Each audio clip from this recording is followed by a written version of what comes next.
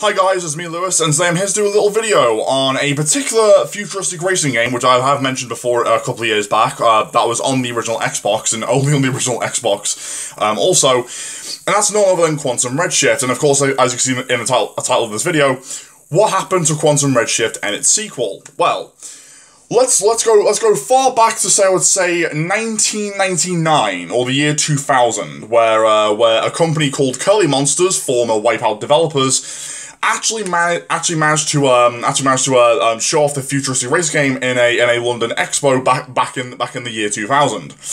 And of course, Microsoft was actually quite fond of this game and actually wanted to approach them to bring it to their system, the original Xbox. And how do I know all this? How do I know about this whole, Curly Monsters, the original development studio who made the game, going to a London Expo and then Microsoft picking it up?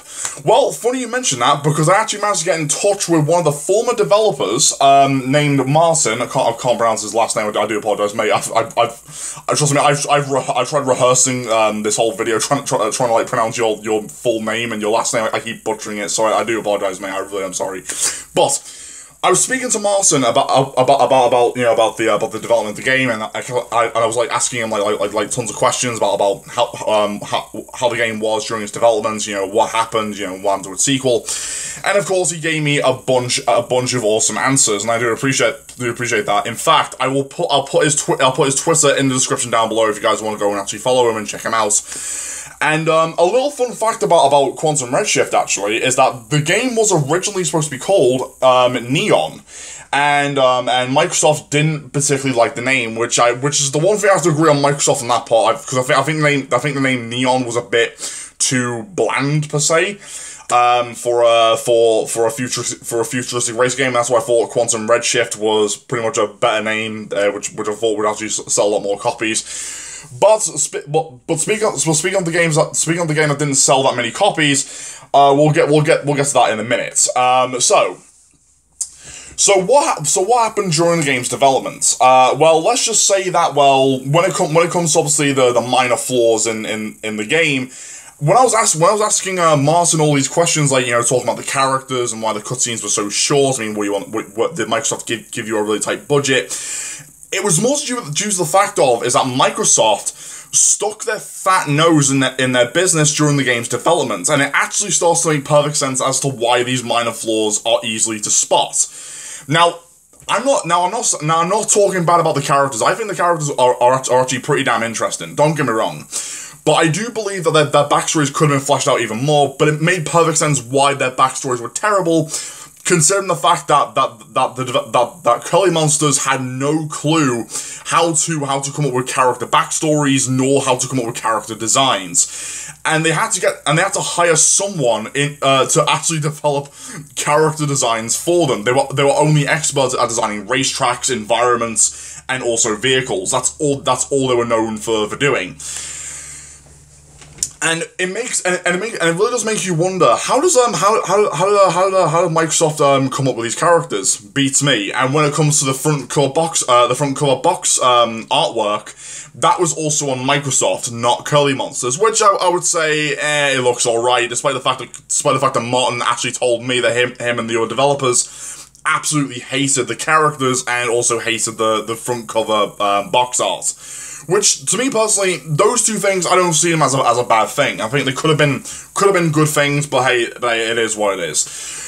But let's move on to the interesting part. Now let's move on to the most interesting part of the entire thing of the game. Its sequel. Yes, there was supposed to be a sequel in the works. However, the game was cancelled due to the fact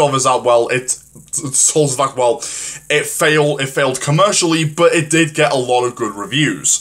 Despite being a nice, beautiful, graphically looking, really fun futuristic racer, and the most key ingredients with the sequel most key ingredients that the sequel was going to have was online multiplayer, which that alone, when Martin told me that, I was like, oh, Microsoft, you absolute idiots! Like that right there could have pulled me back in to buy the sequel. Like, it has Xbox Live on the side of it. I'm like, right, that's it. I'm getting the game. I'm definitely 100% getting the game. And that right there could have sold me. That could have sold me to you know, buy the sequel, play it online, and just play it non-stop until the servers went down. Like this again. This is why Microsoft needs to be careful as to why they're sticking their nose in other developers' games, and it really does make you wonder that was it Microsoft's meddling that actually damaged the game's identity? Well, funny you mention that, yes, and to be honest with you, those particular words actually came from another developer named Neil Thompson, another former developer of Curly Monsters, who worked on Quantum Redshift also, who had an interview with Eurogamer a few years back, who pretty much said the exact same thing that I did, where he basically said that Microsoft damaged the game's identity with their constant meddling and interference with the game's development. And with the sequel, I actually asked Martin a specific question if this rumor was true or not. Now, I basically asked him, the game was either going to go by two different names, Quantum Redshift 2 or Quantum Redshift Supernova.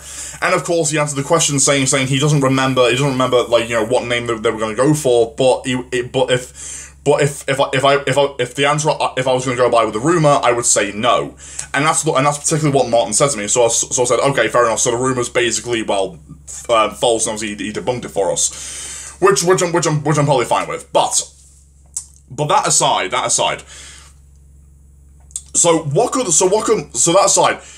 What could Microsoft do if they ever want to bring back Quantum Redshift? Well, the problem is, though, I did ask Martin, are you and the former developers willing to, you know, come back if Microsoft is willing to give you that offer? And sadly, Martin said no. We've all moved on. We're not going back to making Quantum Redshift. So since he answered me that, I said to myself, okay, so Microsoft needs to get a brand new development team, considering the fact that they bought out so many different development studios recently. One of them, or possibly a new development studio, can go forth and actually, you know, try and reboot Quantum Redshift or try and revive its sequel, and possibly bring in some online features. Hell, make it into a free-to-play game. Make it into a free-to-play game with just as an online-only game, and people will 100% go for it. They will go bloody nuts for that. Hell, even I would go for that. I would definitely go for an online-only Quantum Redshift game.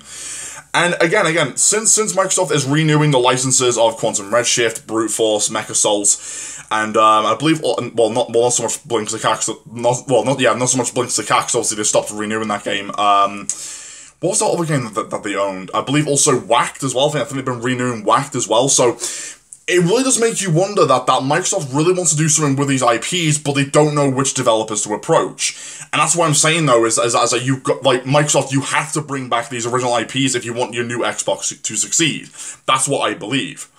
Because, in my personal perspective, since we've got the Xbox Series X coming up, Microsoft really needs to bring back a lot of their OG IPs. I mean, bring back the big boys. Whether they were popular or whether they were underdogs, you need to bring them back. That is a fact. That is a fact. You need to bring them back, Microsoft, whether you like it or not.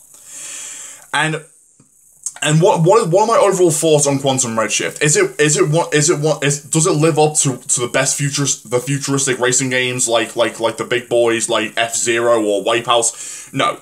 But is it a decent one? Hell yeah. I think hell, to be honest with you, I would say it's a pretty damn good one, because there was a lot of heart and soul put into the gameplay, but not so much the characters, which is completely understandable.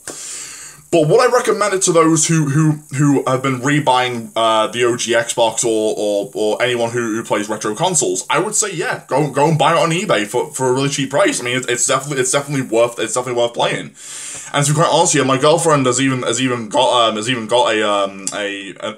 Xbox. And she even repurchased Quantum Redshift for me. So since I'm going in there in the next week or two, I'm gonna be obviously playing that shit non-stop. So there's that for that. Alright guys, that's a lot of time for. So don't forget to rate, comment, subscribe. There will be some gameplay of Quantum Redshift in the description down below as well. So if you want to go and check that out, and if you do, tell me what are your thoughts on Quantum Redshift, and how do you feel the gameplay, and do you think the game is definitely worth coming back? Okay, guys, peace out.